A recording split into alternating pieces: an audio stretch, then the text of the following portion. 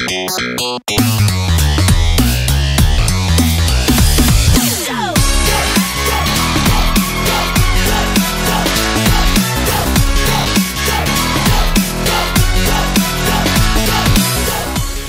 everyone, welcome back to the channel, and finally let's talk some Rose Cup.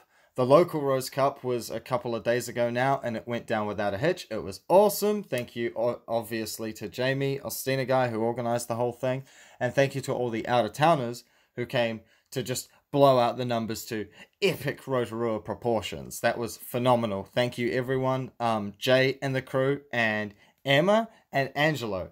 And Jojo, of course. Thank you so much. And as I promised, hello, Nan and Pop from Hamilton. I miss you guys. Can't wait to see you again. Bring the RV down. We'll have a bit of a lure sesh. It'll be awesome. Let's talk some Rose Cup. So, as I say, out-of-towners came. The numbers were awesome. And let's get into the teams. Let's see how we did. So my team was interesting to say the least. I was running a Steelix, Golbat, Scrafty, Solrock, Gligar, and Alolan Marowak. The Steelix running with Thunderfang, and the Scrafty with Foul Play, which I thought, with Snarl, which I thought was going to generate a bunch of energy really quickly. First match being against the Bebe 83, and you see us lead the Solrock into the Alolan Marowak, which I see is running Hex. And that's going to really hurt us. But the switch out occurs, and I go into a Golbat into a Skarmory for some reason. I try to draw out a shield with a Poison Fang. It does not work. I will quickly run through the team. As you see, Skarmory Flash Cannon my Golbat here. I try to get to the Shadow Ball, and it doesn't occur. She was also running, along with the AWAC and the Skarmory, was a Gligar, a Clefable, a Ferrothorn, and a Blaziken as well, which I had to be aware of. Yeah, so I land the Psychic into the Skarmory, which gets shielded. I shield the Flash Cannon, which I feel like was going to absolutely destroy me. The switch out into the Alolan Marowak again was a nice choice, but here I try to bait out a shield and power up my Snarls as well. This is one of the scenarios that I thought was actually going to be quite interesting with the Scrafty with Power Up Punch Snarl. Was going to be against the ghost types. This is what I thought was going to be quite interesting. So I thought that was going to be a Shadow Ball, blocking a Bone Club, which I could have probably taken one or two more of without shielding.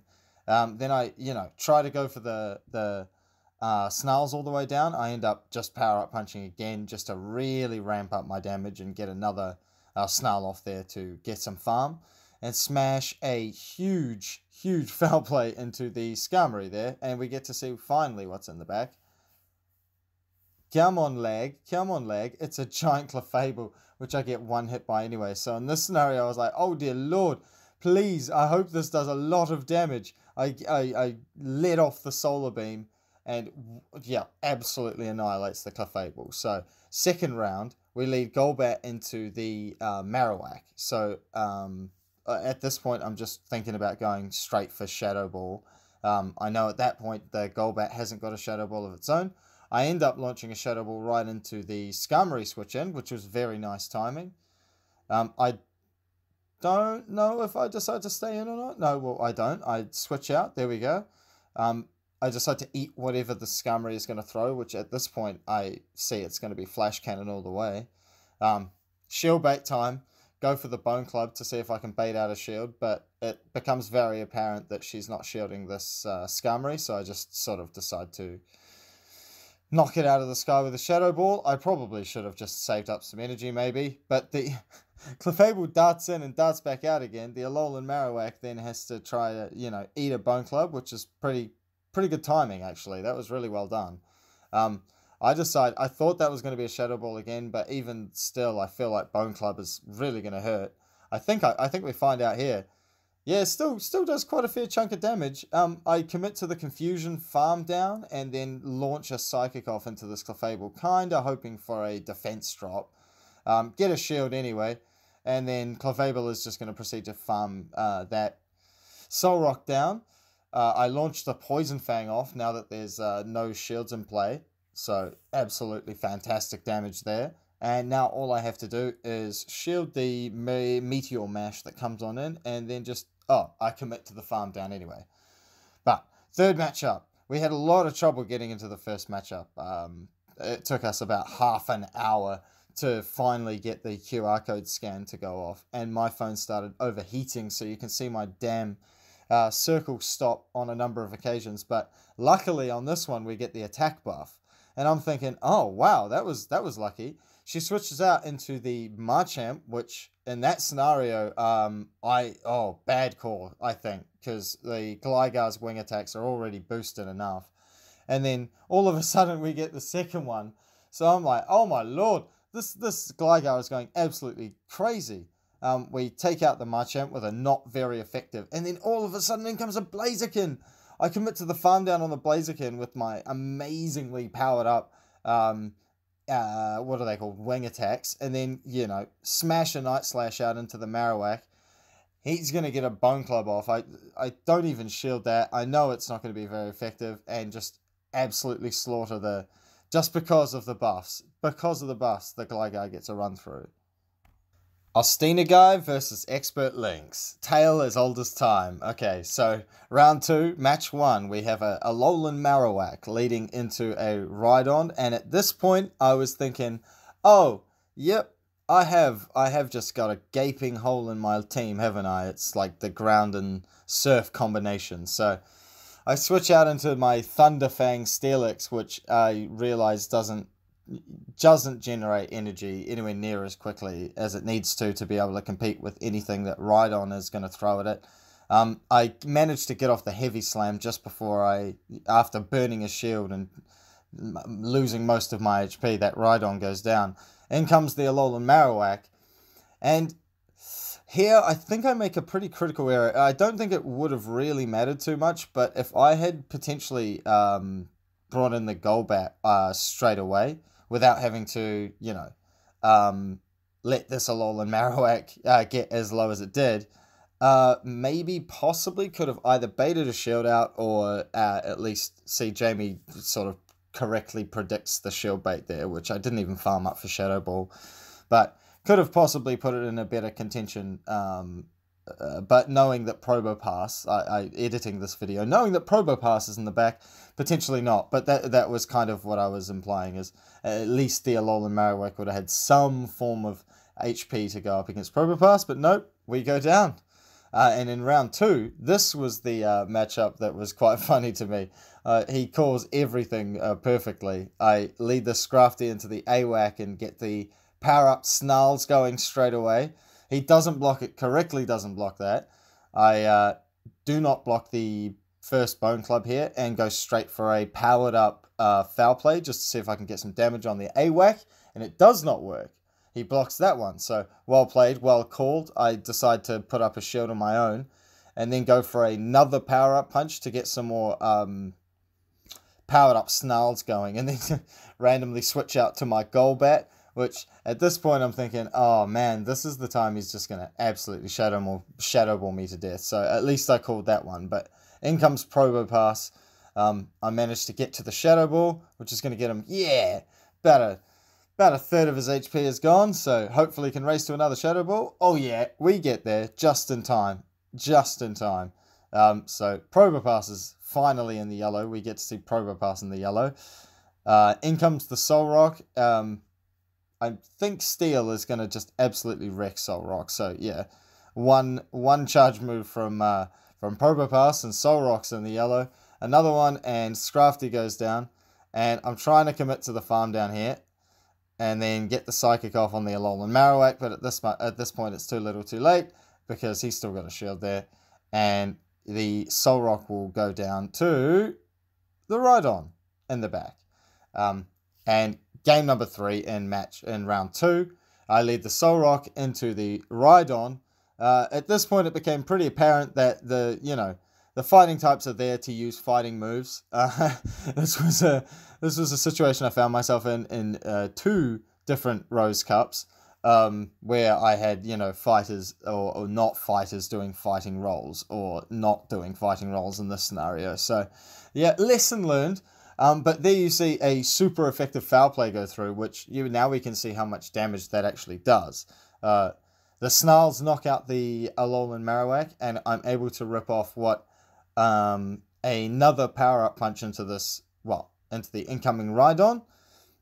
Jamie blocks it, and thank God I actually finally get a shield bait out of that. Do I retain some dignity and win the third match? Likely looking not that way. But I swapped Steelix in to take the Surf, which I knew was coming. That Rhydon with Surf is such a good idea. I overlooked it 2 or 3 times in planning the teams, and I just was feeling experimental. It was a pretty poor showing against Jamie's lineup. Kerry, quite contrary. We lead. Kerry was at the tournament as well. Thank you for turning up for a second time in a row. And talk about on the up. She actually, I think she beats us in this first game. We lead the Gligar straight into a big ass Clefable. And our Night Slash doesn't get a buff and isn't very effective. So I get the heck out of there and absorb the Meteor Mash. And then Glalie coming in. This was an interesting Pokemon on her team. She was running the Clefable, AWAC, Scrafty, Gliscor, Skuntank, and a Glalie. So I felt like that was going to be an Avalanche, which was going to wreck Steelix. I needed to get to at least another Heavy Slam here, which I do. I feel like she was very close to another Avalanche, but the Heavy Slam, able to take out the Glalie, and in comes the Gliscor, which, this was a matchup and a half. Yeah, I allow Steelix to go down after a few more quick attacks there. And in comes the Gligar against its older brother, Gliscor. I get the Night Slash off, which does not do very much damage at all. The Fury Cut is going absolutely crazy there. We're just going to have an absolute Night Slash battle.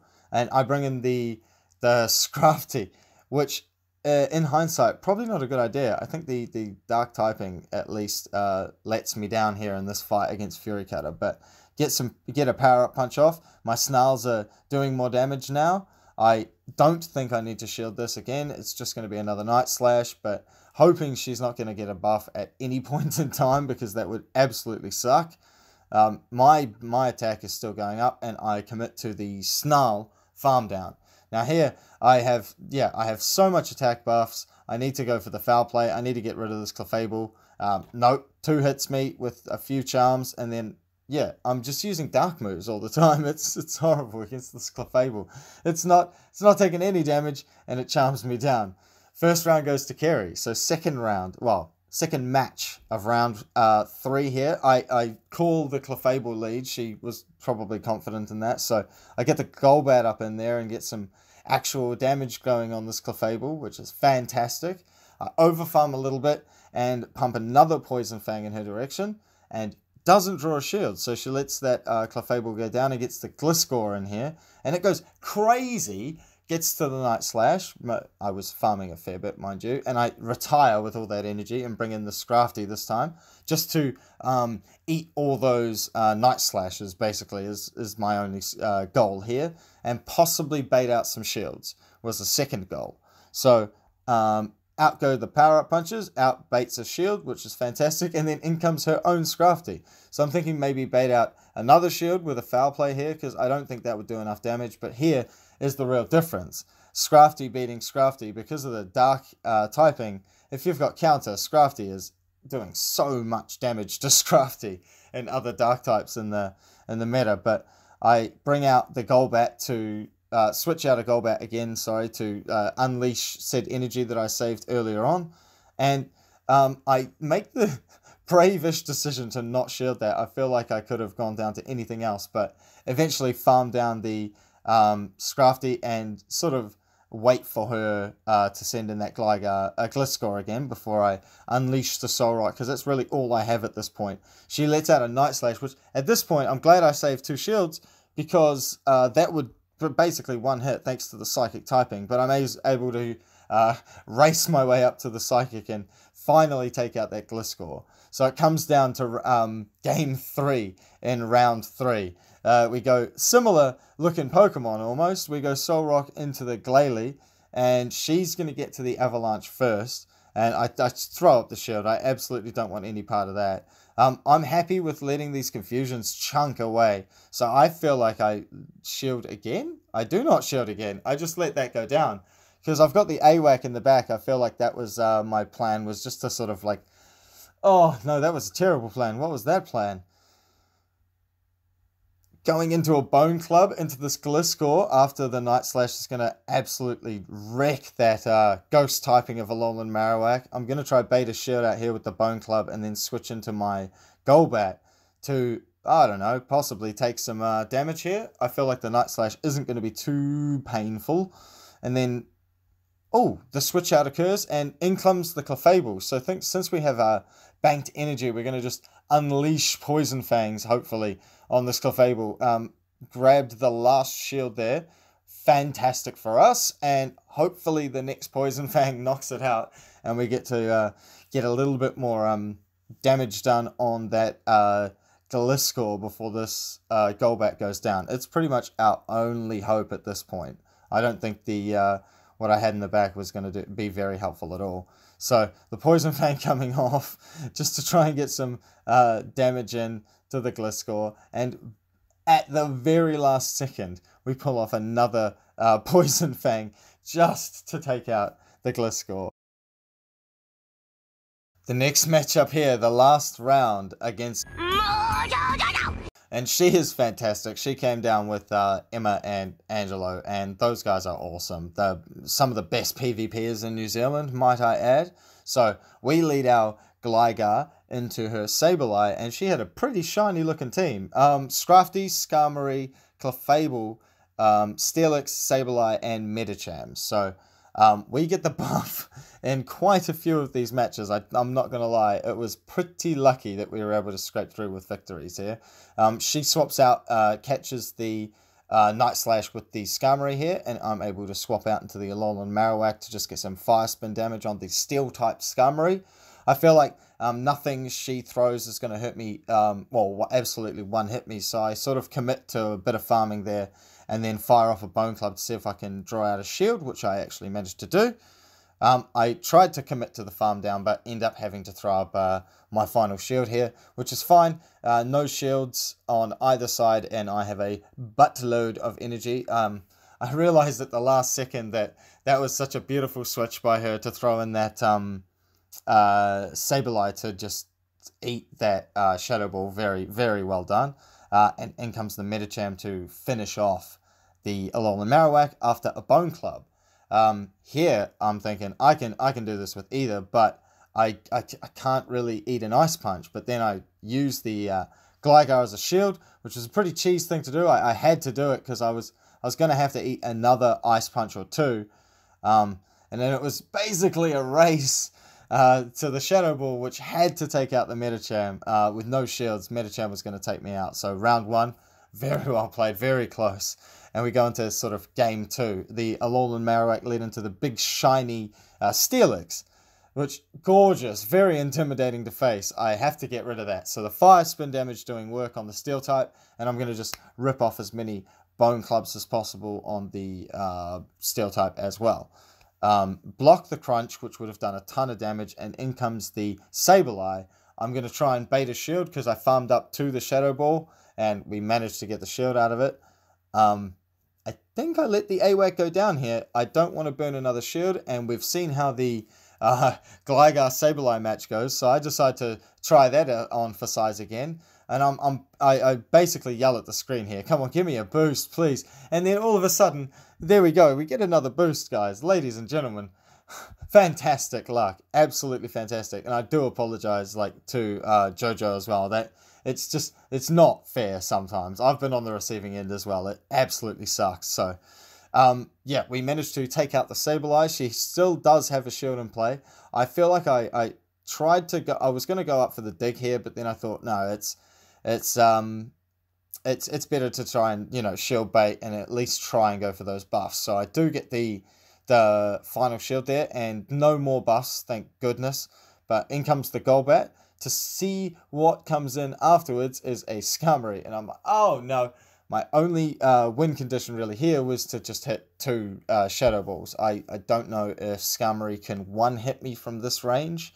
I believe it got very, very close though. So the Sky Attack comes through, and maybe if she'd gone for the flash cannon, it might have actually taken me out, but 2 shadow balls and the Skarmory goes down. So the third game, I decided, okay, let's play the Steelix thing, and we actually managed to catch the lead again of Clefable, which is absolutely brilliant. I Thunderfang my way up to a Heavy Slam while just eating those charms. She correctly probably blocks that. The Thunderfangs, I notice, are doing a ton of work as well, so I figure I could let a Meteor Mash go through. If it was Psychic, it might have been a different story, but commit to a little bit more farming after shielding the Steelix here and Heavy Slam that Clefable away.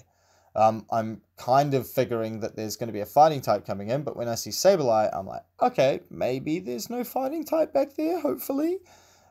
Dismiss the 15% battery notification and decide to bring in the Gligar again to face the Sableye. And once again, I'm hoping for the buff because that just works so well, and it just happens again. So all you have to do is just get buffs and you win against Sableye. That's my experiences in this Rose Cup. And again, I apologize. That is just absolute cheese, and I can't apologize enough. But we get rid of the Sableye again.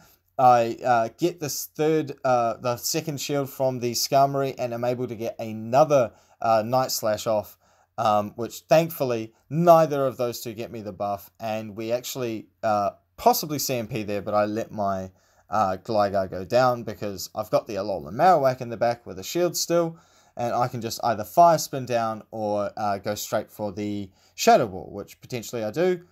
No, I commit to the Fire Spin. So very, very well played to everyone in the tournament. And it was a 5-way tie because of all of the way the chips fell. Airfresh NZ, Ostina Guy, Sofahara Ridge or Jay, Expert Lynx, and Tim was in the mix as well. So a 5-way tie for the win. Thank you again for everyone who came and supported. It was an awesome, awesome tournament. We did it! We cheesed our way into the 5-way tie, so I'm happy to claim that the Rose Badge is ours. Bring on the Toxic Cup. I will try to not be as experimental next time, but you never can tell. Congratulations again to all the winners. Thank you again to all the people that travelled from out of town. And congratulations to the winners of all the spot prizes. I know Jojo was super, super stoked with her giant Kyogre plushie. I'm hella jealous of that. It would have made a nice background ornament. But congratulations. And I will see you guys again in the next video. Until then, we're going to need it. Go and get your grind on.